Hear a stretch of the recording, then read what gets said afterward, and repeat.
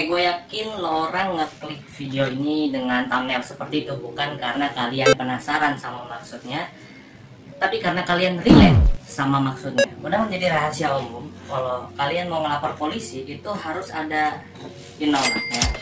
Alternatively, kalau kalian gak ada uang, minimal kalian harus bisa viralin. Karena resep untuk buat polisi gerak itu either money or viral, and everybody knew that. That's why you click on the video.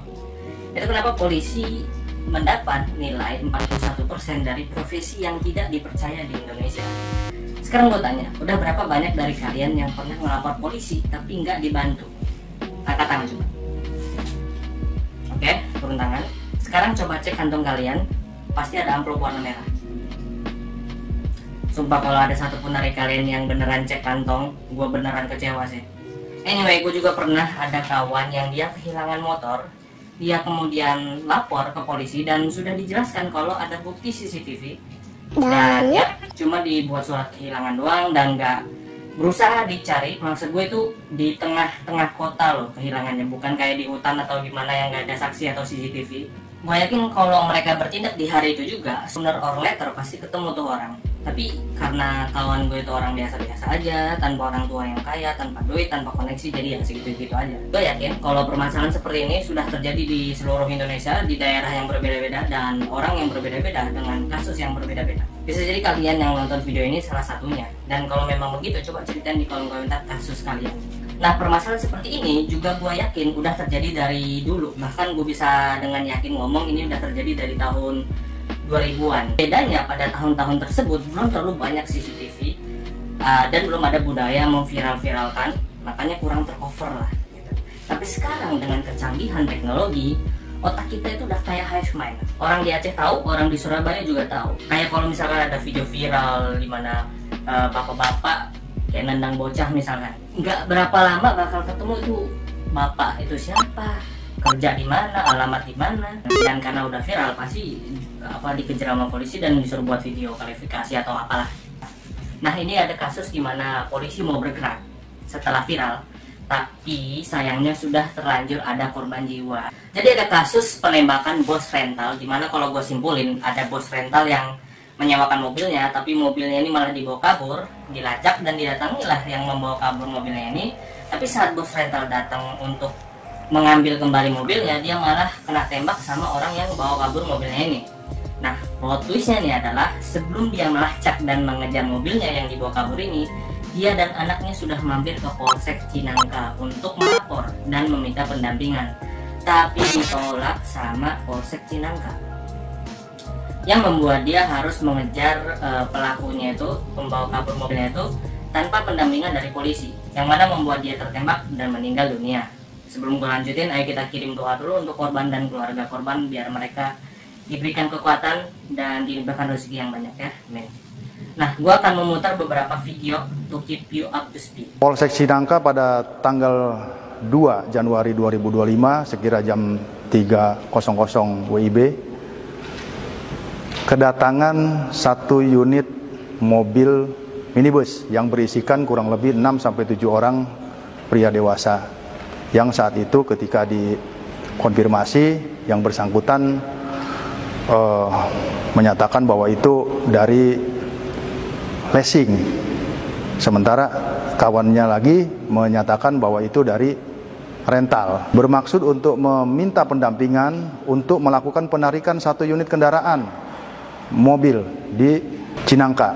Menurut keterangan dari yang bersangkutan bahwa pada saat itu mobil itu sempat diikutin dari Paneglang muter sampai ke arah Cilegon, sehingga melintaslah di wilayah kita.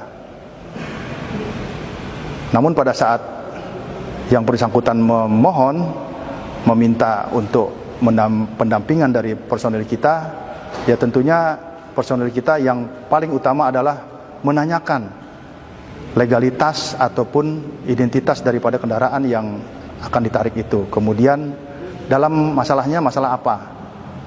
Saya kira itu wajar, karena untuk mengetahui kira-kira apa nih permasalahannya, gitu loh.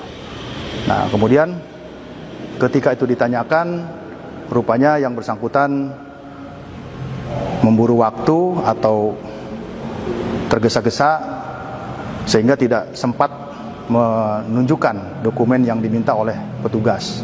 Ya. Nah, katanya kan permintaan pendampingan ditolak karena nggak ada surat dan dokumen nih. Tapi polisi dari Cinangka itu dia takut karena dia sebelumnya pernah ada masalah seperti ini, tapi dari leasing yang dia takut seperti itu. Tapi saya sudah bilang bahwa saya ini pemilik rental mobil dan saya memiliki bukti kepemilikan mobil seperti BPKB, STNK dan kunci serepnya pun kita bawa. Jadi pada saat di polsek pun mobil itu nggak jauh dari polsek tersebut, sekitar 2 kiloan dari polsek tersebut. Nah, mana tuh? Kata polsek nggak ada surat dan dokumen, tapi kata anak bos rental ada surat dan dokumennya. Ya, gue lebih percaya sama anak bos rentalnya daripada polisinya. Dan jujur gue ngeliat video itu aja udah marah, tapi ada lagi nih video yang bikin gue nambah marah ya. Nih lu lihat. Kalau seandainya ya sekarang ya, seandainya, oke, kejar aja, dikejar, yang ketembak polisinya, siapa yang salah? Kan pimpinan juga kan, itu kalau seandainya terjadi itu. Jadi intinya begini, polisi memang tugasnya adalah melayani masyarakat, tapi di dalam melayani itu dia juga terbatas apa yang bisa diberikan pelayanan. Dan seorang petugas di polisi yang di depan ya pasti berpikir dia itu bisa membantu dengan kekuatannya dia, dengan kemampuan dia, kira-kira berhasil apa tidak. Kalau dia merasakan itu sudah tidak akan berhasil, ngapain dipaksakan kan? Mendingan dia pokok lengkapi dulu dan sebagainya kan gitu. Lu dengerin ya, kalau polisi takut ditembak, terus yang nanggap penjahat siapa kon?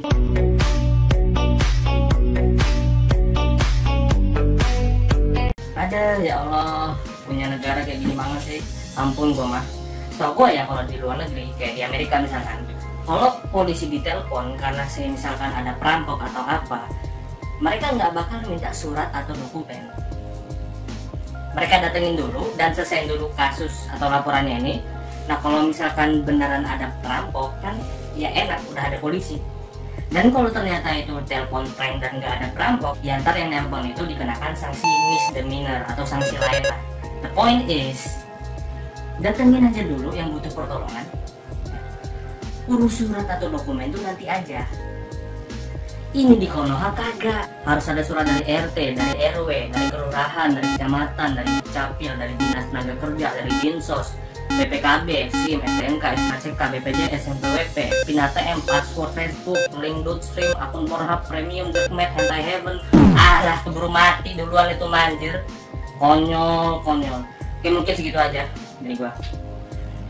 Gua kan udah buat tier list kasus korupsi ya. Mungkin gua bakal buat tier list kasus polisi kali ya. Boleh tuh. Nah, seperti biasa lah, kalau misalkan ada salah di video gue ini, gue mohon dikritik dan dimaafkan. Kalau lo orang enjoy, ya silahkan diklik tombol like dan subscribe-nya. And I will see you later. Adios.